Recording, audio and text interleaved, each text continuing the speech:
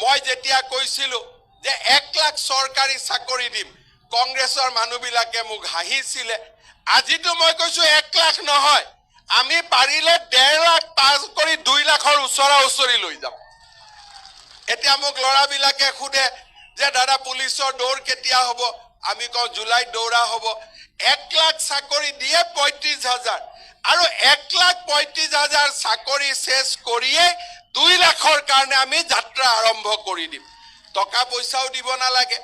আগতে কৈছিলে অৰুণোদয়টো বন্ধ হৈ যাব, এতিয়া অৰুণোদয় বন্ধ হোৱাৰ কথা বাদ দিয়ক, এতিয়া ঘৰে ঘৰে অৰুণোদয় যোৱা আৰম্ভ হ'ল।